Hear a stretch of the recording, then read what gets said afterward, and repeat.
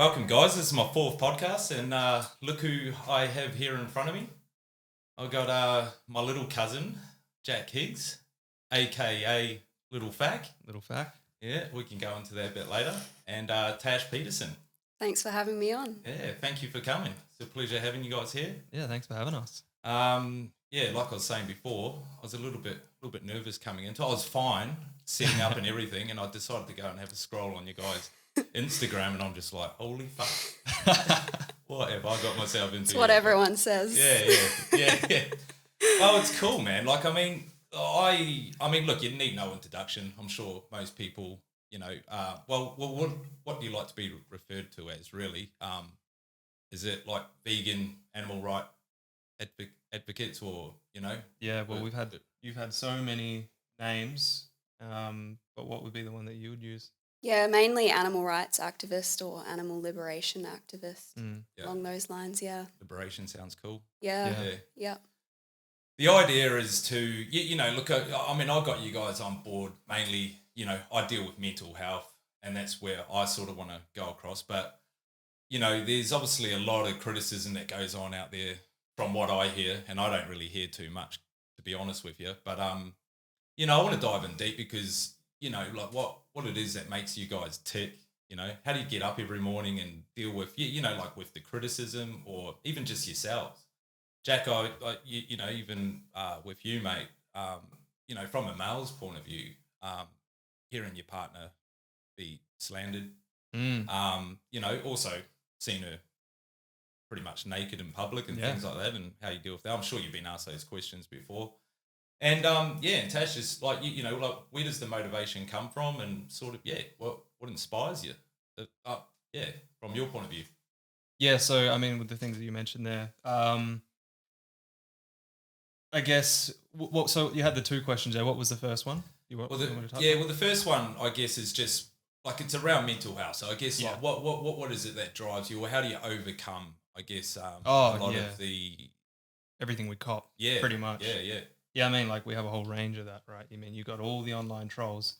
I'm only really the observer in this. I mean, I'm always there as the observer. During the protests, I'm the one filming. I'm the one seeing everything. I'm trying to capture everything.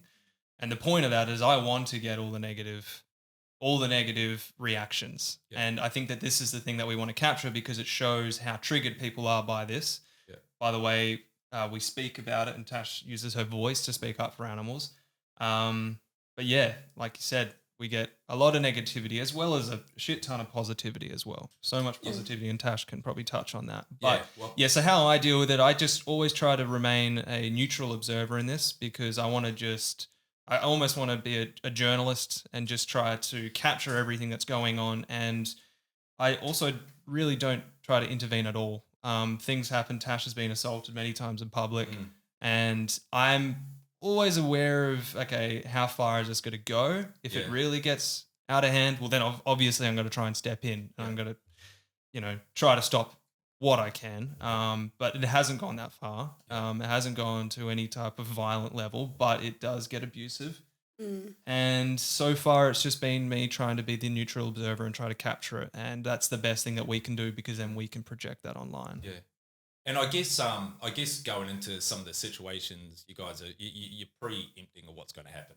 I mean, it's not going to be Disneyland, so to speak. About to do what you do. So I'm assuming that you've got some sort of understanding. There's going to be some abuse and perhaps maybe a bit of physical,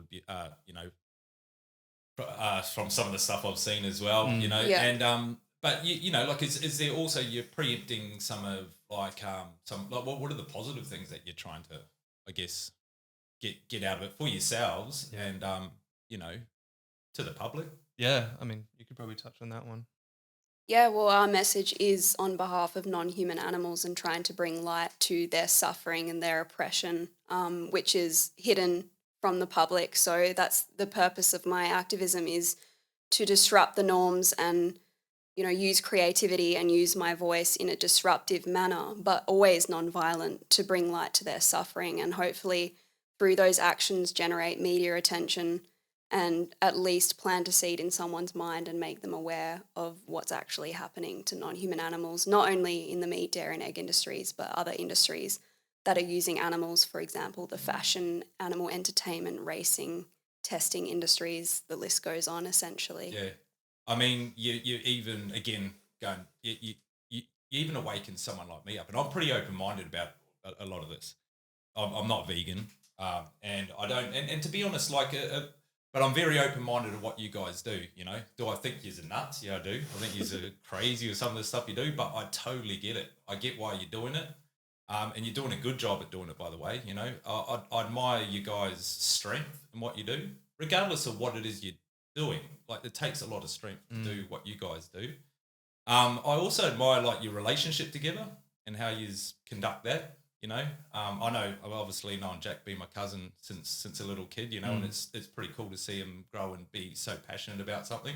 You know, but I guess, you know, the thing that I sometimes question, it's great that you're waking people up, because, you know, before you got here, I'm thinking, geez, do I hide my Nike shoes, and what do I do with my boxing gloves? Are they, you know, so you are, because you don't really understand what sort of animal abuse is going on in your everyday sort of life, you know. But the question I've got is it working? And you know, like, and what are some of those things if it is working, you know? Like, how get going to those extremes? You're definitely getting the attention of the public, which is great, because I think the old school protesting wouldn't work as much as some of the stuff you're doing. But yeah, what is some of the positive things that you know, getting from? Yeah, I mean, you're the one that gets flooded with all the messages, so Yeah. Well, yeah, I'd answer that with absolutely. I think it's absolutely working. Not only as a result of my activism, but just seeing the social change happen within the not even 6 years of being vegan is massive. Like, just, I remember when I first went vegan, and compare that to now, just seeing all the vegan and plant-based options, I think that is a clear sign that the increase for plant-based and vegan options are increasing significantly. That's true. We're seeing it everywhere. Like, the supermarkets are just flooded with plant-based alternatives. And that just shows that supply and demand, there is that increase for that. And I think that's a clear sign that social change is happening thanks to activists, not only just disrupting, but activists actually going undercover and exposing these industries, risking their lives to get this footage, literally, and people outreaching in the public. And I've looked into the social science and history of disruptive activism and civil disobedience, and from that research, I've come to a clear understanding that it is the key to social change, because it generates just so much attention through literally a 3 to 5 minute disruption in a supermarket in Perth.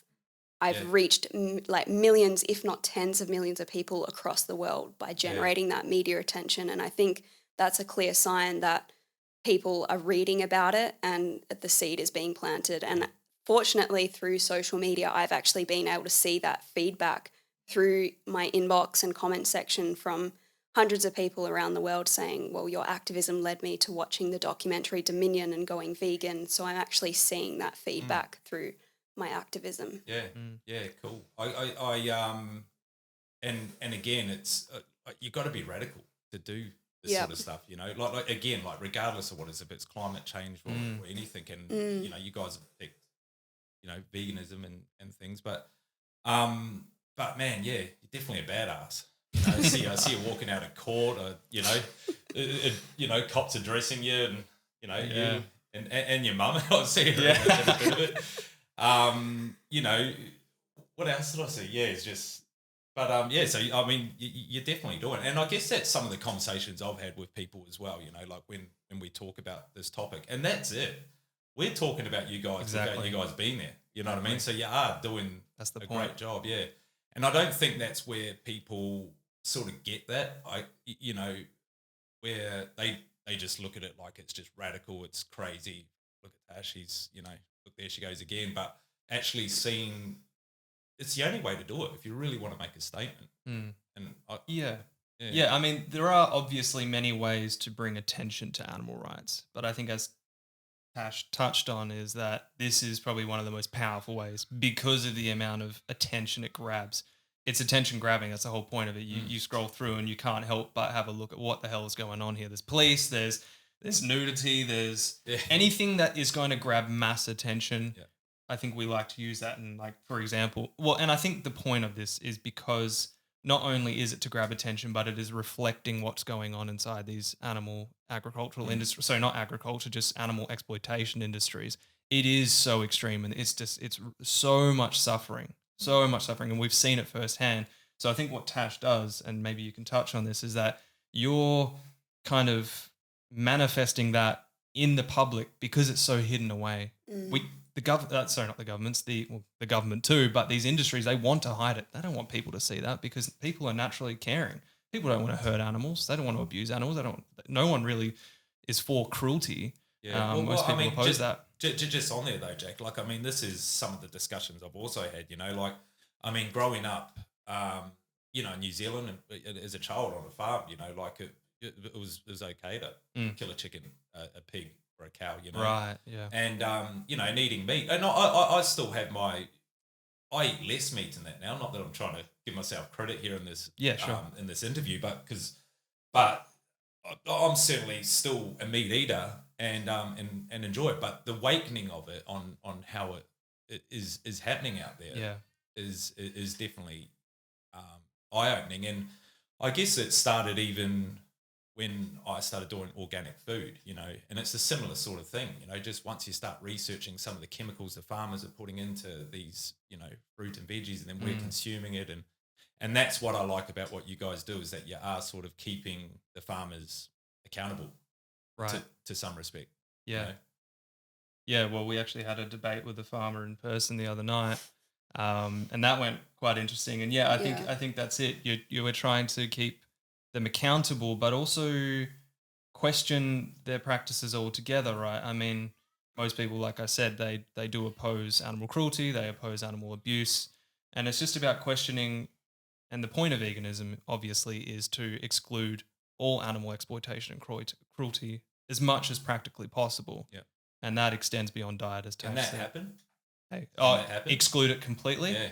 Yeah, so What's the vision? Yeah, so I mean, would you like to touch on the definition and kind of the vision? What is your vision in terms of animal rights and veganism?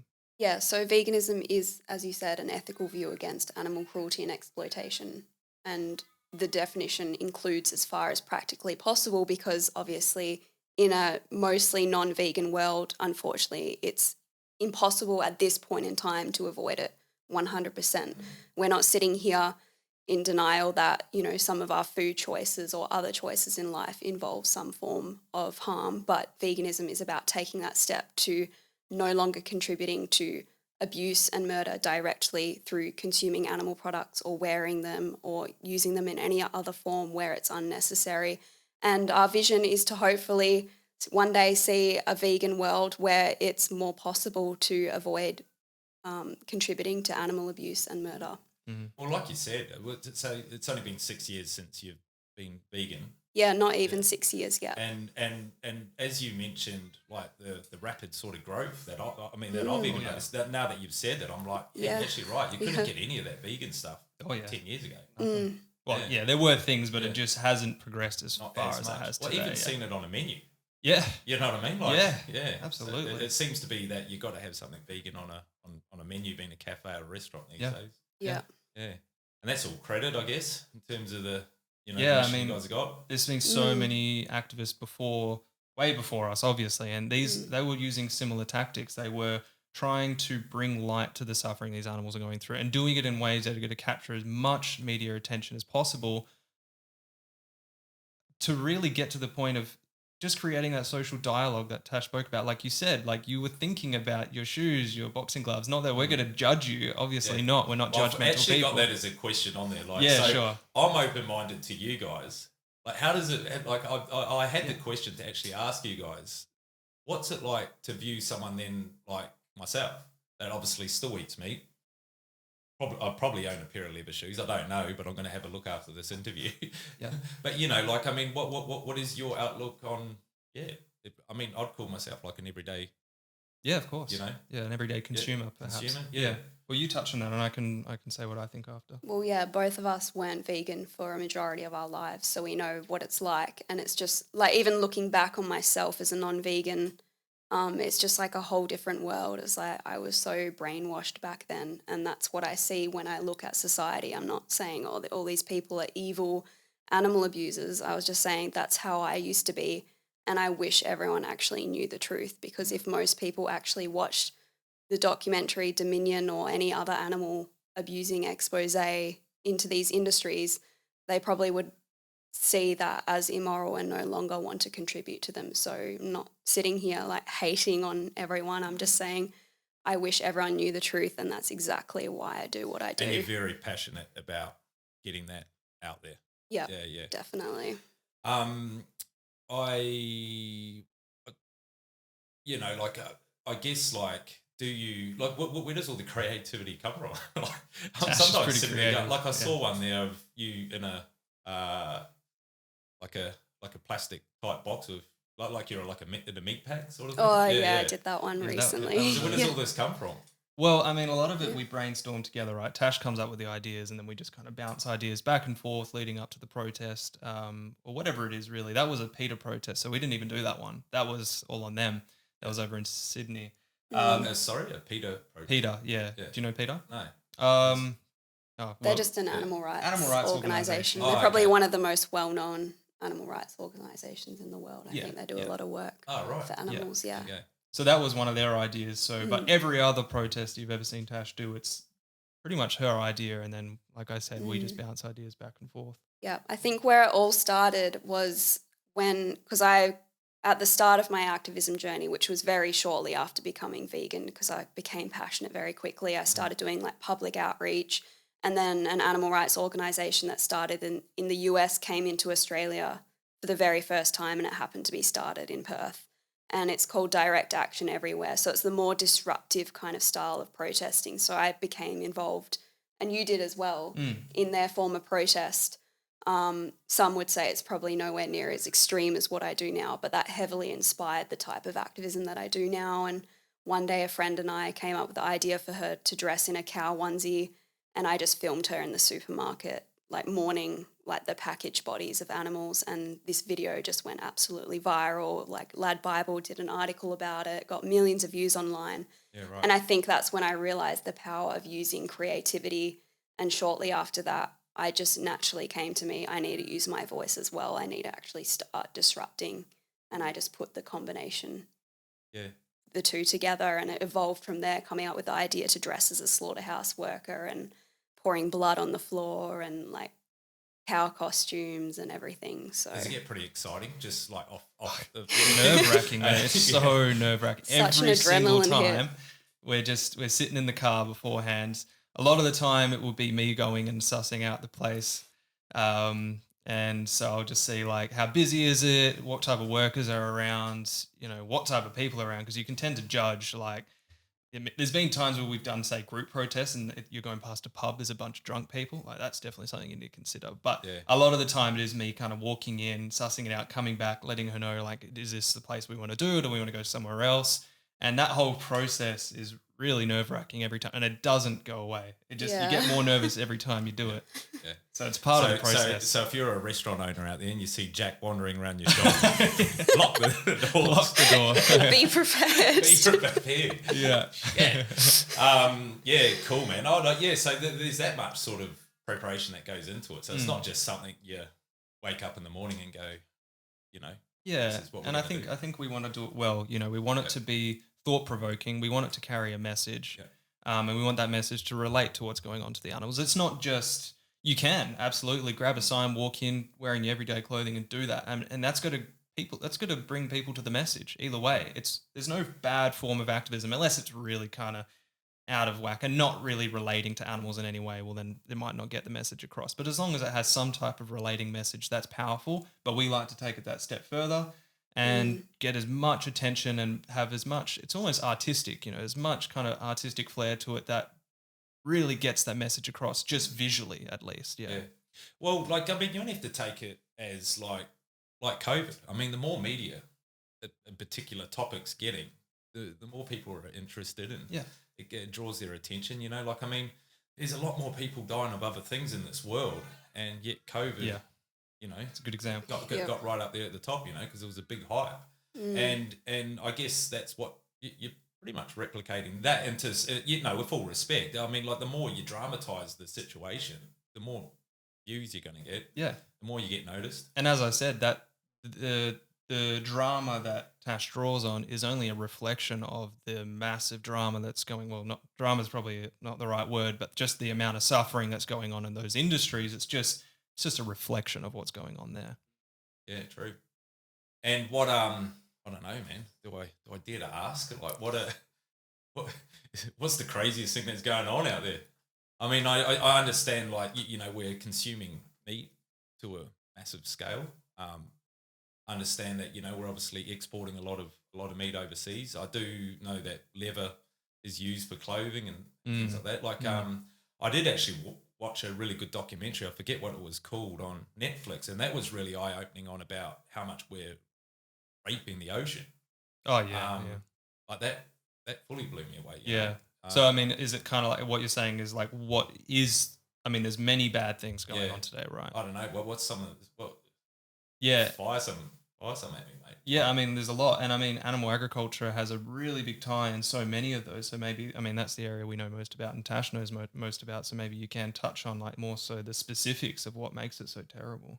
Yeah, well, I would say it's probably the largest injustice in history because it's the largest Holocaust in history. And I use that word because the definition of a Holocaust is a mass scale destruction or slaughter. And 3 trillion non-human animals are murdered every year just for human food consumption. So the number of abuse and murder is just astronomical. Like, we can't even comprehend it.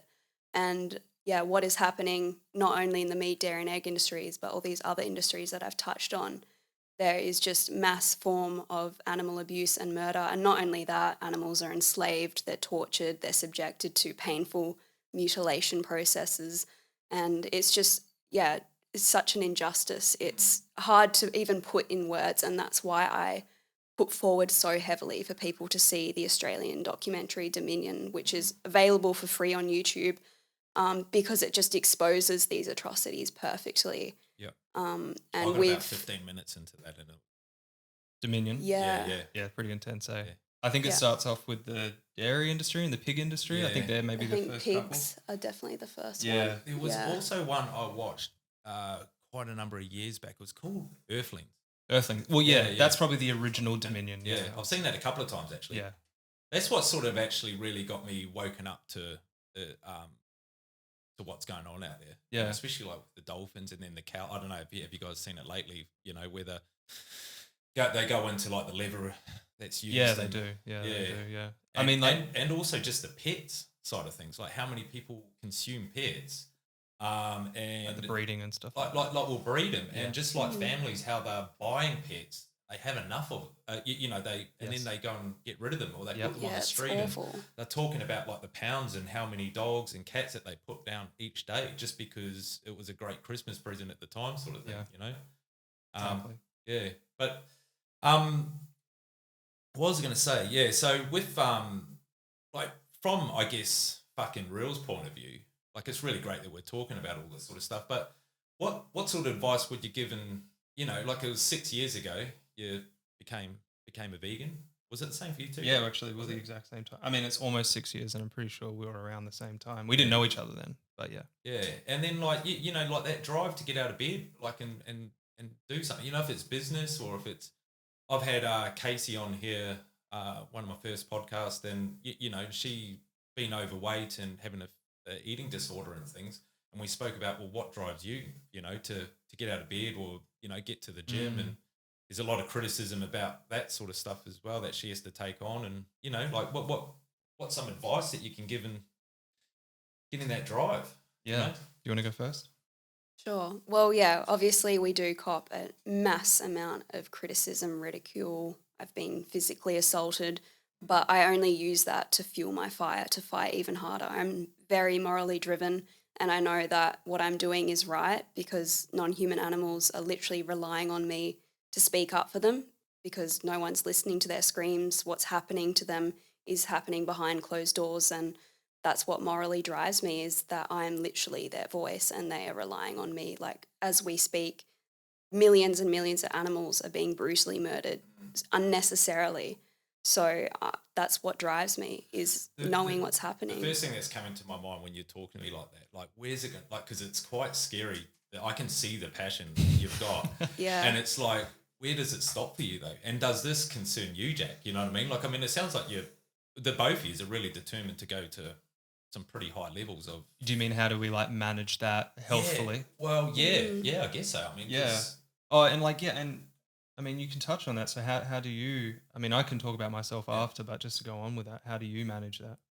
Just that fuel, and it's such an intense feeling. What ways do you have to manage are you willing to go to? Right. You know, with it being safe to your life, I guess.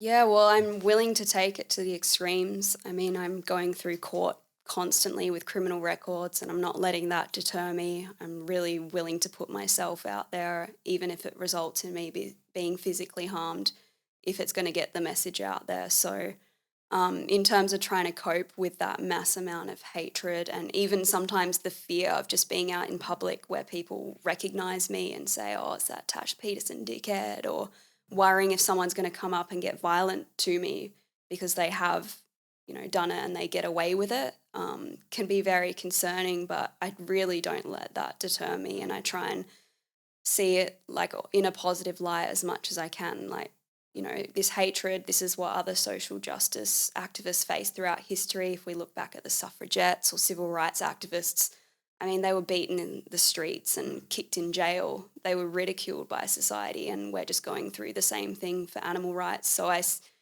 as weird as it sounds, I just see it as a good thing. Like, I'm really getting to people's, like, their conscious mind. If they're going to react in that way with so much aggression, they obviously feel guilty by what I'm telling them. So just kind of seeing it in that light. And taking the positive out of that is that, fear can hold us back from so many things in life. I mean, even the fear of me starting a podcast was like, man, I'm in camera. Do I talk? And, how nervous you get even before doing a podcast like this. But you can use that fear in a lot of ways. It can drive you to go, fuck, I'm doing it, man. Like, as nervous as I am right now, I'm going to go and do it. So I actually really admire that about what you guys do. And I guess that's trying to get that message out in terms of this podcast on how to do that, because a lot of people, and on the flip side, people are probably a little bit fearful of actually going vegan or exploring a different, like when you've been brought up eating vegan. Of course. Yeah, I mean, there's a bit of fear around about, well, how the fuck does that look? I can touch on that. I mean, just going back on, for Tash, it was probably a lot easier because you did do it overnight and you were excited by it, and this is something you were so passionate about from day one because you were in it for ethics, you were in it for the animal rights. I wasn't initially. I mean, looking back on my transition towards veganism, it was over a year probably, and I had no intention of going vegan. I don't know if you know, but my mum and sister, they went vegan first. I think it was for animal rights. I think it was because mum was vegetarian for quite a while. And then Shania kind of got on board with that, and I was always thinking about it. I saw footage from Earthlings as a kid, actually. I didn't know it was Earthlings, but I saw bits and pieces like, whoa, that's fucked up. But I always told myself that, well, I have to do it. I need it to survive, right? It's like, it's unfortunate. Hopefully we can find better ways of doing it.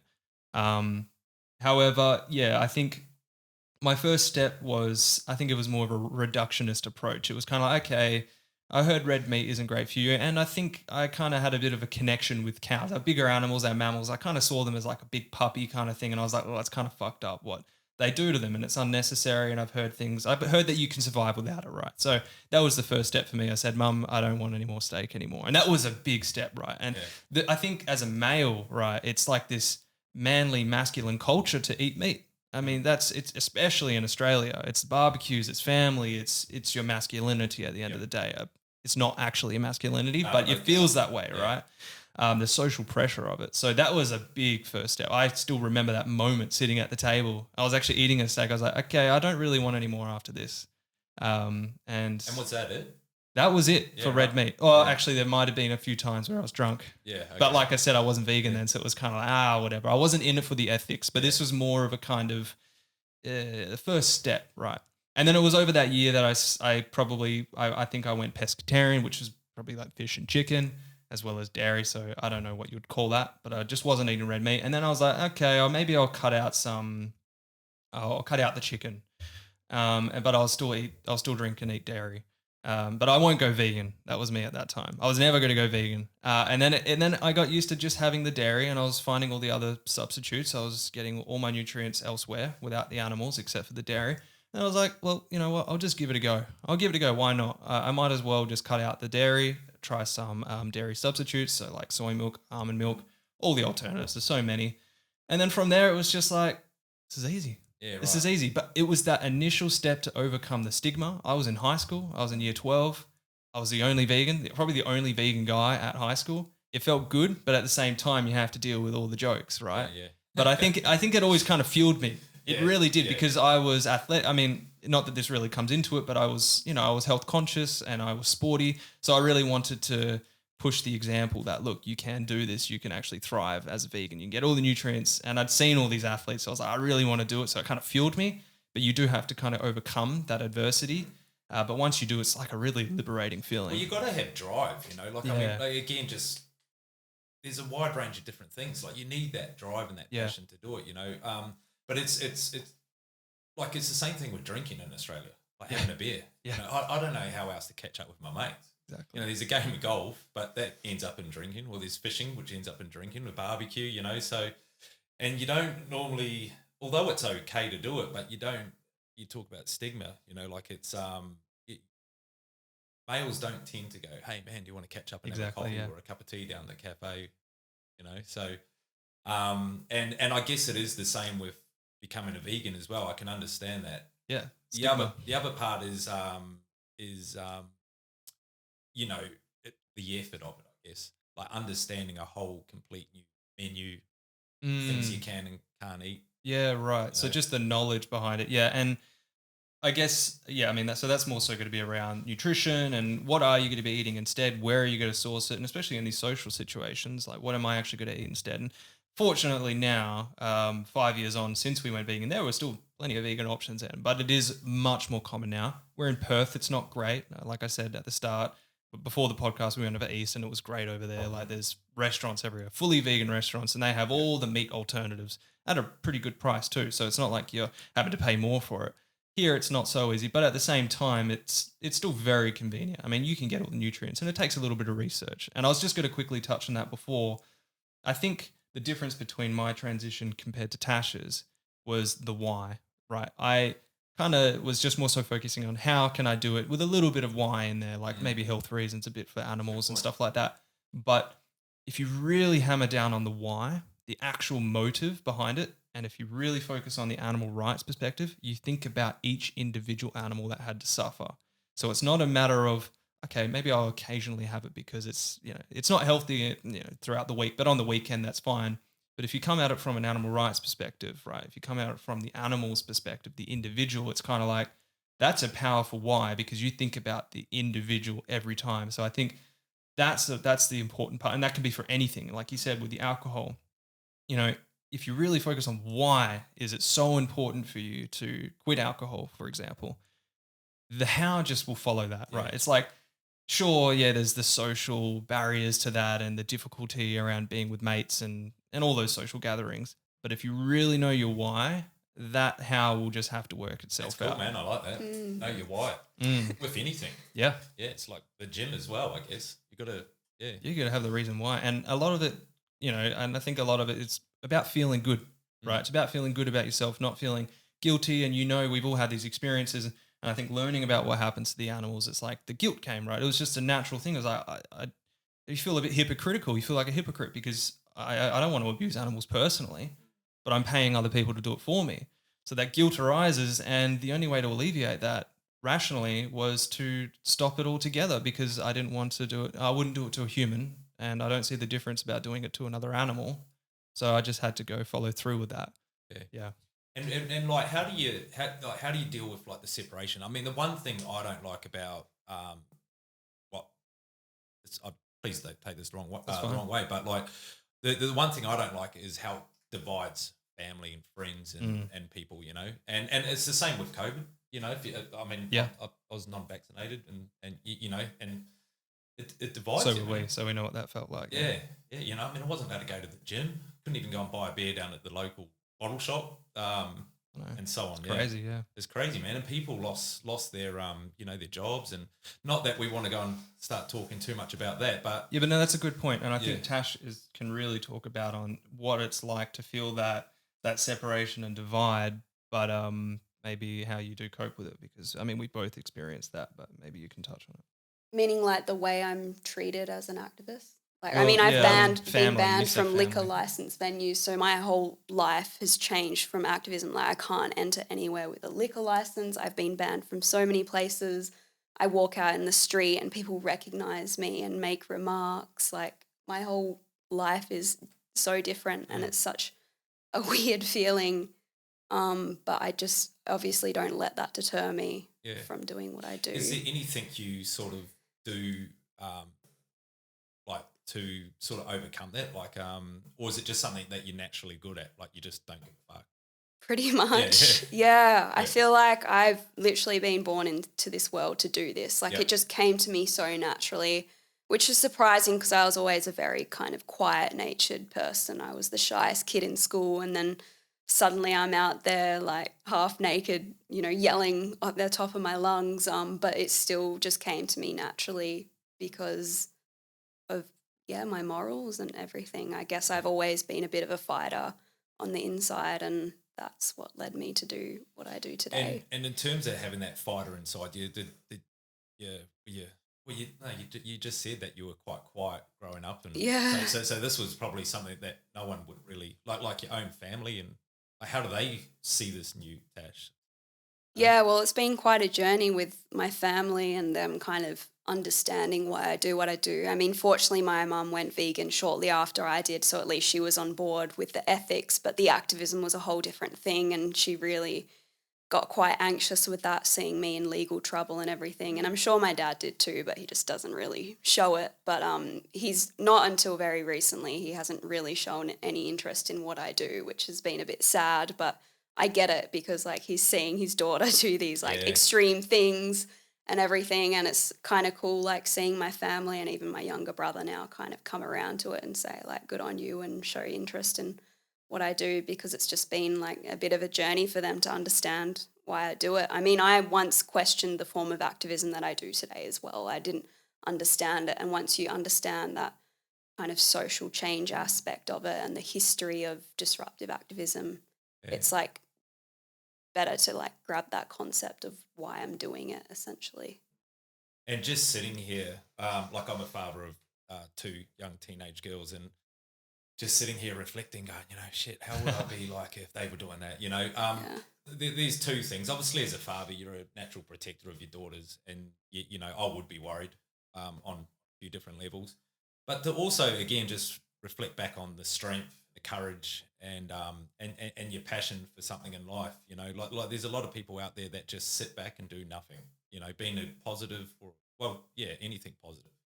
And if my daughters were doing that and they were, and you just saw this energy in them, as a father, you can't really sort of provide in that they were safe. But I can definitely understand where your dad's coming from. Yeah. And that's why I asked Jack as well, because obviously being your partner and seeing it firsthand, man, I don't know. Like how do I feel about it? Honestly, I just know Tash can handle herself. I don't even... You're not worried? Yeah, I would just see it as like just one of my male friends going out and doing something. You're just like, look, they're in charge. Like, I don't see that difference. And like as a father would say to their daughter, I'm just like, man, she's powerful, she's strong, she can handle herself, she can use her voice really well.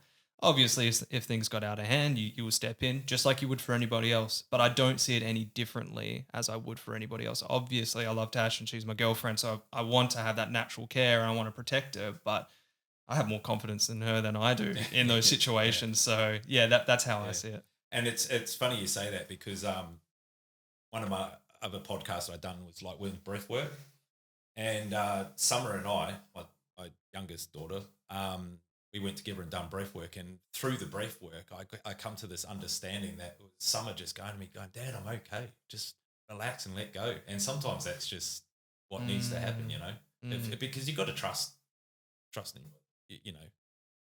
which is a little bit hard at times, from a father's point of view anyway. I can understand that. Yeah. So when do we get to see you in lingerie holding up some signs, man? Oh, it's funny you ask. Yeah.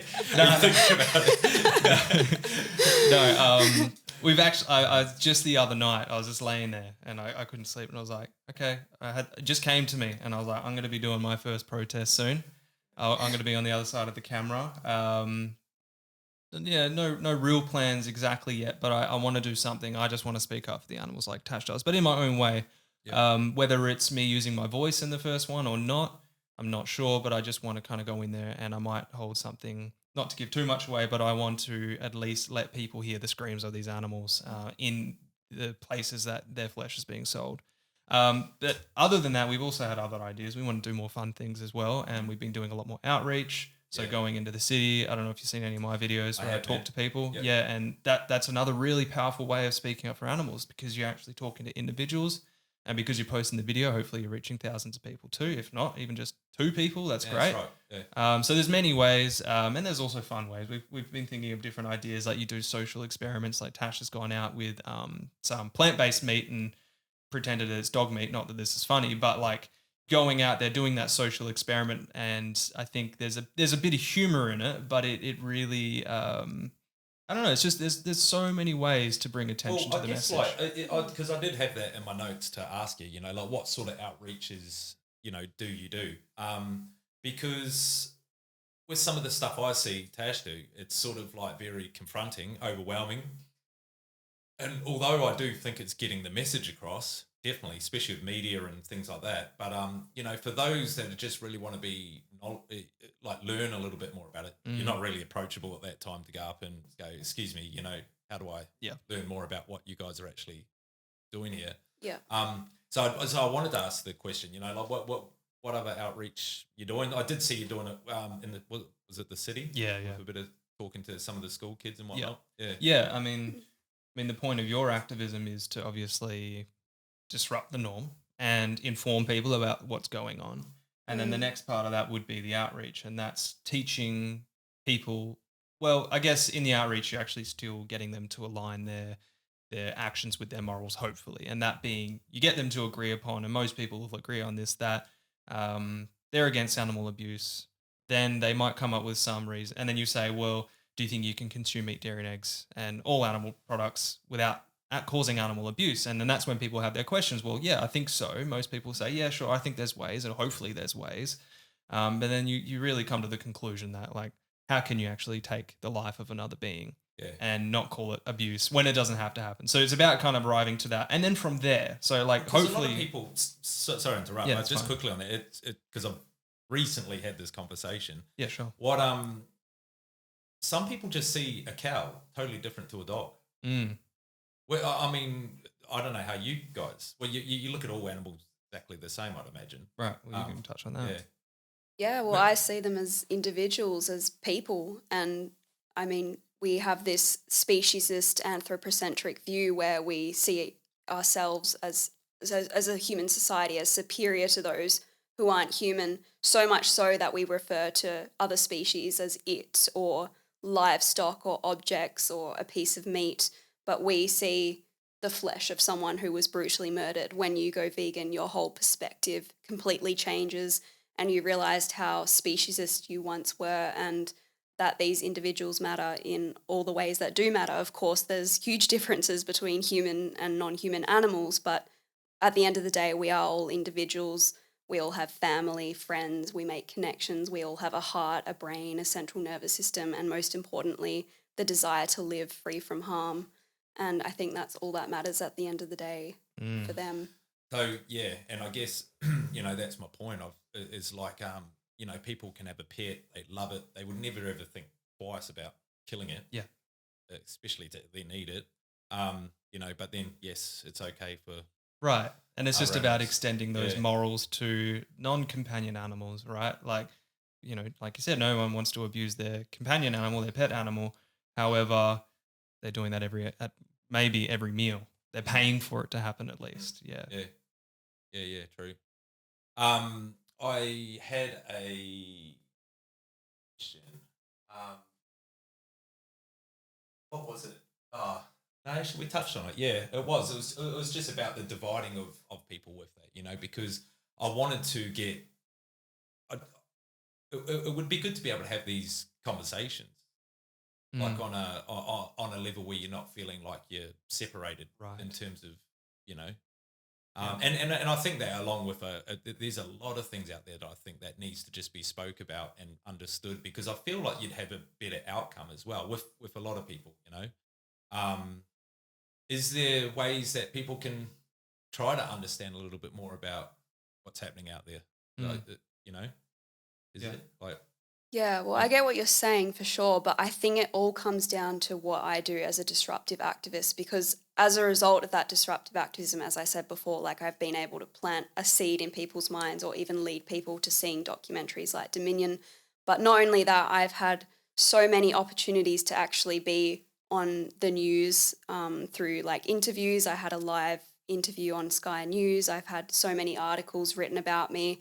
I've done some podcasts. Here I am today. Like, I don't think if I were disrupting, I'd be here today to actually sit down and have a civil discussion. Yeah. So if I weren't actually out there screaming and shouting and being someone who's not approachable in that moment, that's leading to other opportunities to actually sit down and have a discussion or a live news interview, or have like an entire, I think on 7 News, they did an entire 10-minute piece on me and my activism and a sit down interview with me. And what's the approach been with all those sort of mediums, you know? Like, I mean, are they approaching it in a positive way, like being a lot more open? Most of the time, most of the time when I'm talking to journalists or other people on podcasts or whatever, most of the time it's like a pretty civil, open discussion. Sometimes on the news interviews and stuff, they're really kind of trying to debate me or something, and it's just like another way of me getting my message out there, because most of the time they just make themselves look ridiculous when they're trying to attack me, and I'm actually like, hey, I'm here to have a civil discussion. Like, I'm not going to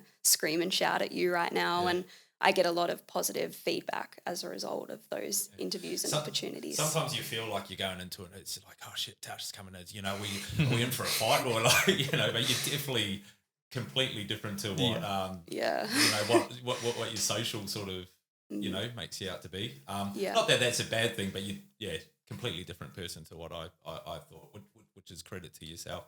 But I sort of knew that you'd be a very nice person anyway, because Jack's a bit of a legend himself. Yeah.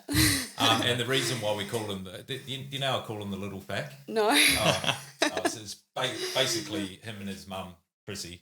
We just say everything with F, so I'm favoured, and that was fack, and he was a little fack at the time. He's not fiddle anymore, but yeah. So what do you guys do in your spare time other than this? Do you have any other passions? What's your downtime look like? Yeah, I mean, it's pretty normal compared to everybody else. Fortunately, we do it full time, so we don't at this point in time have external jobs to that. Yeah, but so it's paying you. Yeah, I mean, just through that social support, like Tash is doing really well with that. But other than that, yeah, I mean, our days we like to get our exercise in. You know, we go out and do things. We like to walk, just all the general stuff. To be honest, man, I think that's really important, especially for Tash having to, you know, receive all that negativity. It's about finding ways just to enjoy your life, and it's often the simple things, I would say. But yeah, anything else you would add? Yeah, I think for a while there, obviously I got so consumed in my activism, and I still really am, and I'm trying to work on a bit more of a balance, because like it's a massive emotional and mental toll, like to be putting myself in these situations and everything. And I did a degree in outdoor recreation, so I've always been a very chill, nature, outdoorsy person, and I really want to kind of connect myself back to that. And I've always loved physical activity, so I've just started trying to be consistent in the gym and hopefully get some more nature time as well.